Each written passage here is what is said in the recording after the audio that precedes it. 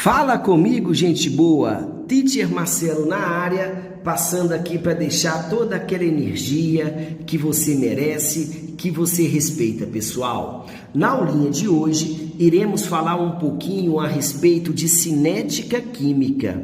Uma vez que eu me refiro a essa palavra cinética, isso aqui dá ideia de cinemática lá na física, e a gente sabe que isso passa um conceito de movimento. Tudo bem, aluninhos? Quando eu me refiro à cinética química, eu posso pensar no estudo da velocidade das reações químicas e dos fatores que nelas influem. Tudo bem, aluninhos? O teacher é seu amigo. Eu coloquei para você uma reação de combustão do metano.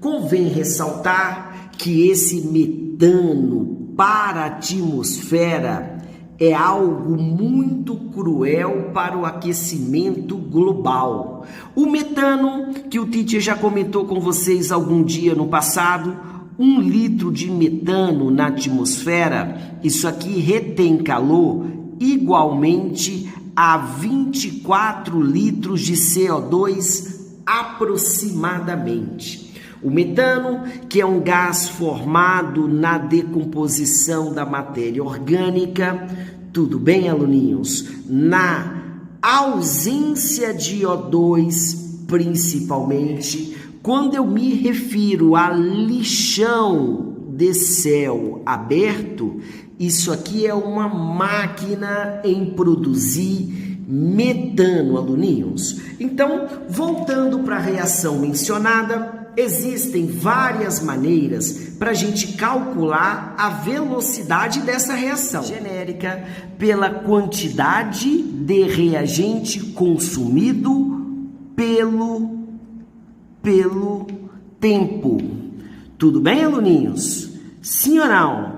Uma outra maneira de calcular a velocidade da reação, preste muita atenção. Se o reagente ele é consumido, o produto ele é formado. Então eu poderia calcular pela quantidade de produto formado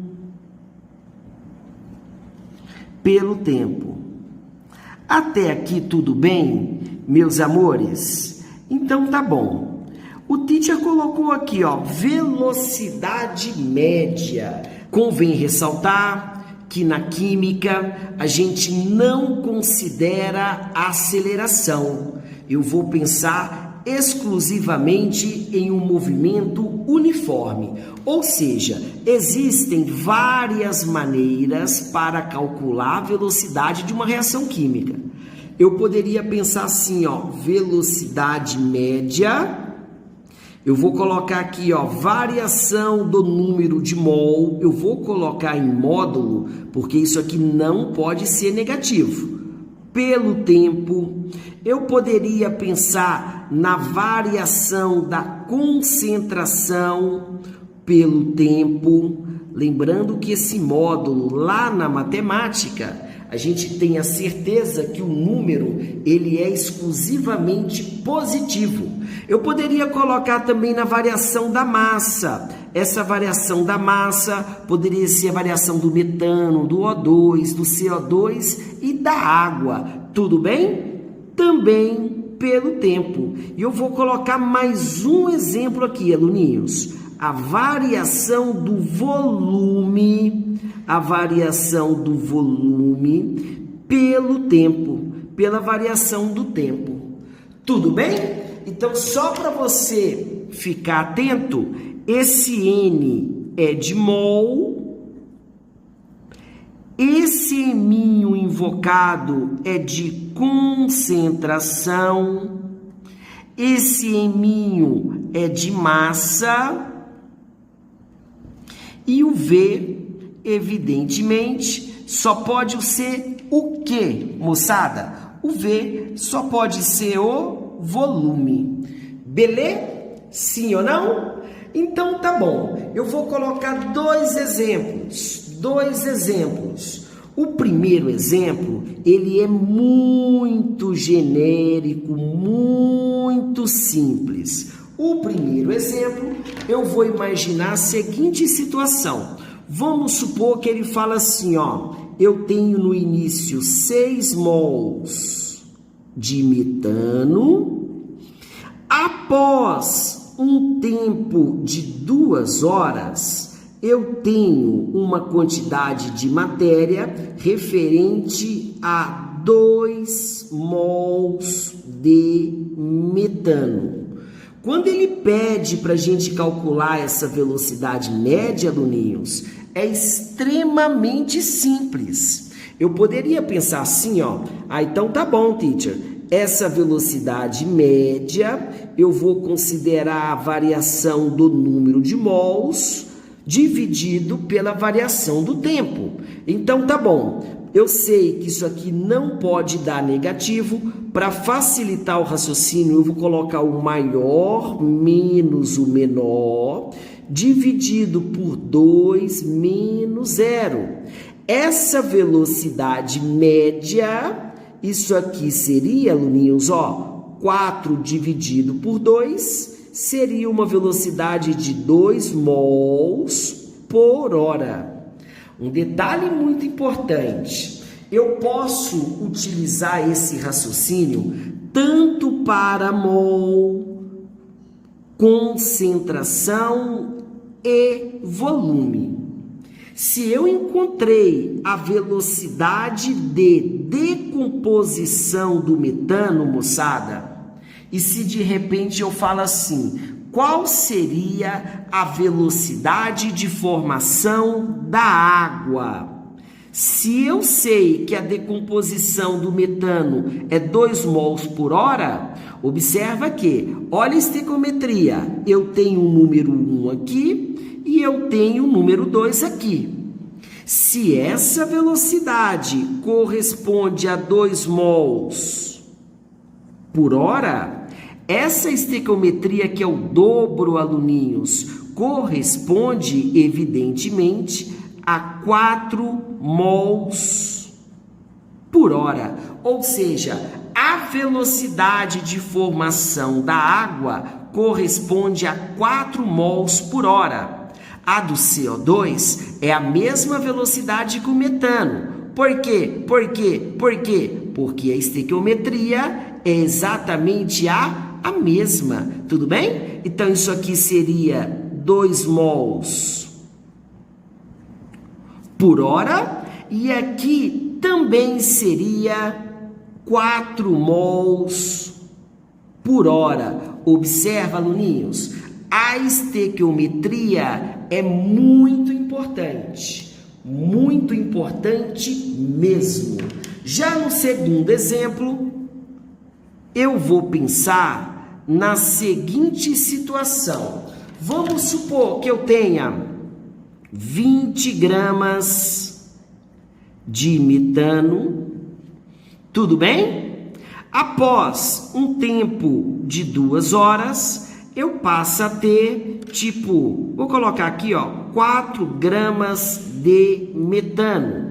Observa que esse metano ele foi consumido, tudo bem? Se eu quero saber a velocidade média, aluninhos, essa variação da massa também é muito simples. Eu vou pensar assim, ó, velocidade média, eu vou colocar maior menos menor para não ficar negativo, é 20 menos 4 dividido por 2 menos 0. Esse 0, evidentemente, o tempo inicial é 0, né, pessoal? Então, 16 dividido por 2, essa velocidade média vai ser de 8 gramas por hora. Agora, essa velocidade é a velocidade de decomposição do metano. O grande probleminha que aparece é quando ele fala assim, ó, em função do O2, qual seria a velocidade de O2? Agora, aluninhos, eu não posso fazer a mesma proporção que eu fiz anteriormente. Eu vou ter que pensar em algo assim, ó, beleza, teacher, A cada 1 mol de metano, eu tenho 2 mols de O2. Então, seria, para cada 1 mol de metano, isso aqui reage com 2 mols de O2.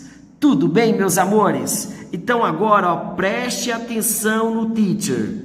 1 mol de metano, a gente sabe que o carboninho, 12 unidades, o hidrogênio, 1 unidade e o oxigênio, 16 unidades. Tudo bem? Então, isso aqui daria 16 gramas, ou seja, a cada 16 gramas de metano, isso aqui reage com 2 vezes 16 vezes 2, 32 gramas de O2. Combinado, aluninhos? Qual foi a massa que eu encontrei aqui, ó? A massa que eu encontrei, 8 gramas. Então, quando isso aqui é 8 gramas, isso só pode ser X.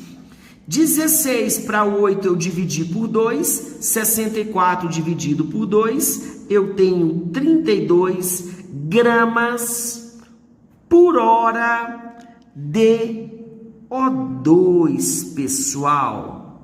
Preste muita atenção quando ele der todas as informações em função de massa de um determinado composto e de repente ele pede a velocidade do outro composto que ele não mencionou.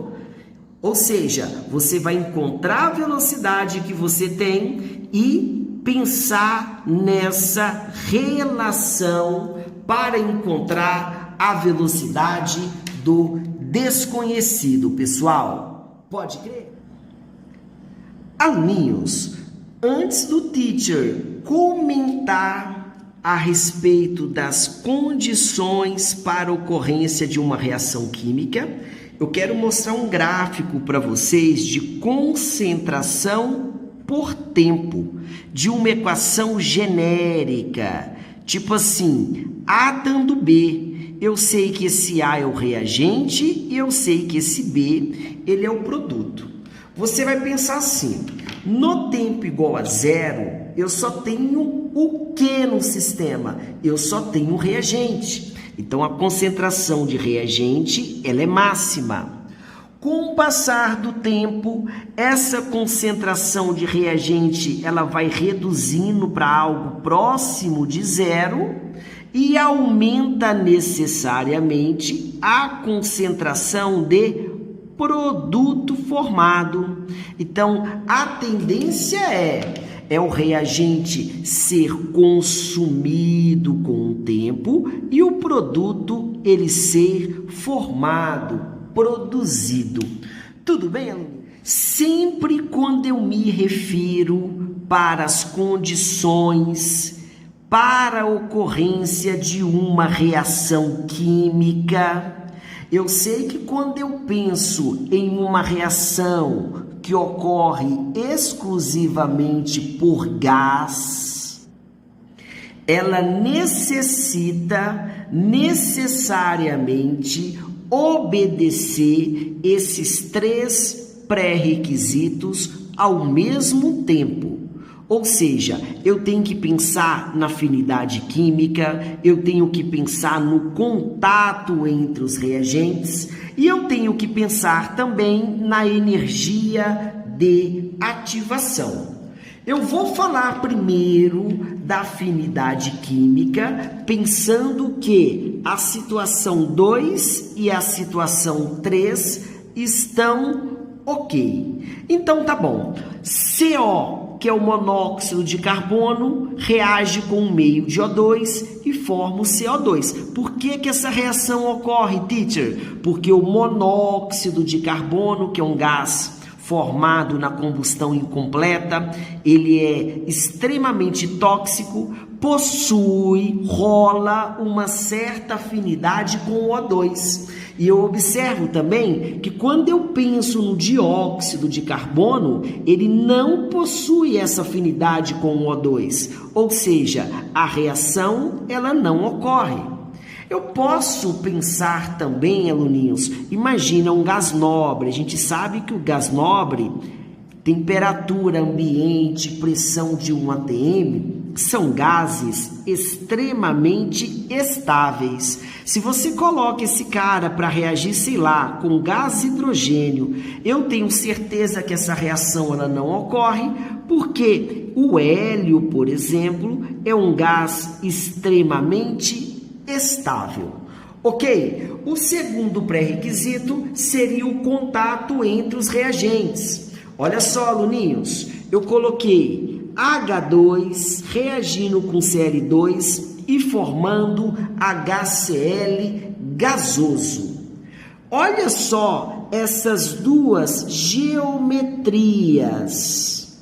Observa com carinho. Na primeira geometria, eu tenho certeza que esse choque, mesmo possuindo energia suficiente, ele não ocorre de maneira satisfatória. Então, nesse primeiro exemplo, a reação ela não ocorre.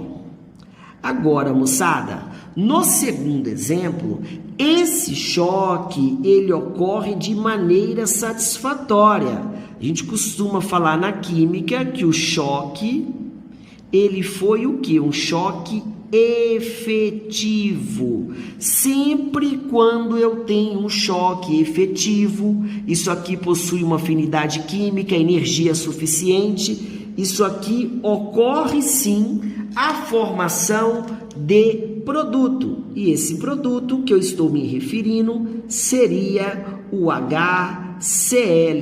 Então, sempre quando eu tenho um choque efetivo, eu estou me referindo a um choque, vou escrever aqui, ó, choque frontal. Tudo bem? As moléculas de um gás qualquer, para de fato ocorrer a formação de produto, eu já apresentei 2 pré-requisitos: afinidade química e choque frontal. O terceiro pré-requisito é bastante interessante. Eu cito a energia de ativação, que seria a energia necessária para ocorrer a reação química. Essa energia de ativação, eu coloquei um gráfico de uma equação genérica. 2A dando B. Isso aqui é a entalpia de reagente, a entalpia de produto. Algum dia no passado, o teacher já passou para vocês, aluninhos, que essa diferença seria a entalpia, o que a gente chama de ΔH. Tudo bem? Essa energia de ativação seria a energia necessária para ocorrer a reação química. Isso aqui vai sair sempre do reagente e vai até o topo. A energia de ativação, aluninhos, seria o que eu grifei de vermelho. Essa energia de ativação, a gente vai chamar isso na química como EA. A gente acaba abreviando como EA, energia necessária para ocorrer a reação química. Tem um outro fator importante nesse gráfico, é quando eu chamo de complexo ativado. Esse complexo ativado seria a energia envolvida no processo necessário para que a molécula de reagente se transforme em produto. Então eu vou escrever aqui, ó, complexo ativado. Esse complexo ativado é a energia envolvida para o reagente se transformar em produto. Evidentemente, ele passa por um estágio intermediário que de repente não vale a pena citar no momento para vocês. Graficamente falando, esse complexo ativado, ele sai do topo e ele vem até embaixo. Então, isso aqui seria a energia envolvida no processo para, de fato, essa reação ocorrer, aluninhos. Até aí, tudo bem? A gente sabe que, quando eu observo esse gráfico, Eu sei que para calcular a entalpia, eu uso entalpia do produto menos a entalpia do reagente. E esse ΔH, ele é um ΔH positivo.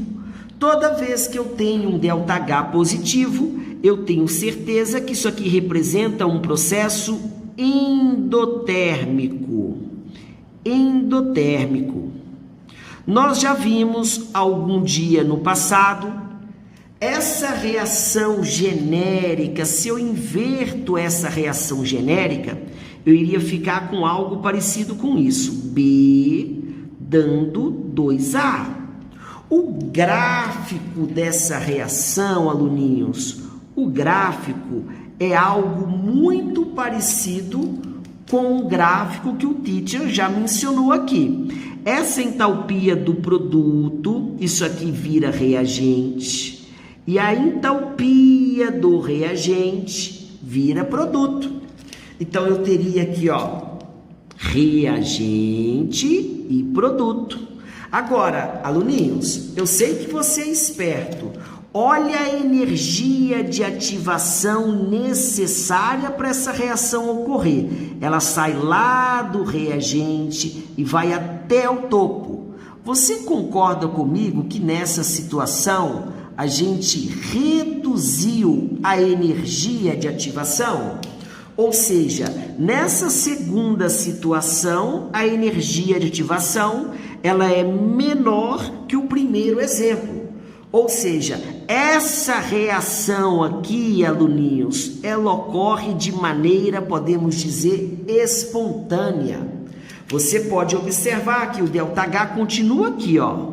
O ΔH só vai alterar o valor do sinal. Exemplo, se isso aqui é mais 10 kJ, isso aqui seria menos 10 kJ. Tudo bem, aluninhos? Sim ou não? O complexo ativado continua sendo o mesmo. Continua sendo o mesmo, teacher.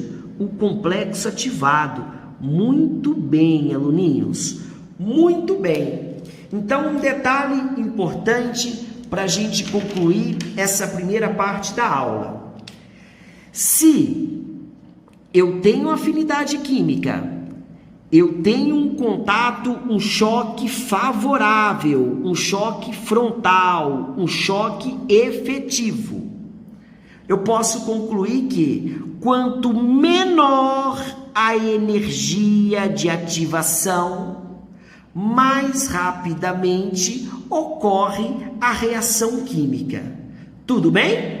Então, se eu pego dois exemplos parecidos, um exemplo de um processo endotérmico e o outro processo exotérmico, eu tenho certeza que quando o processo ele é exotérmico, a tendência é que a reação ela se processe mais rapidamente. Tudo bem, meus amores? Sim ou não? Um forte abraço, um beijo no coração de todos vocês e até breve.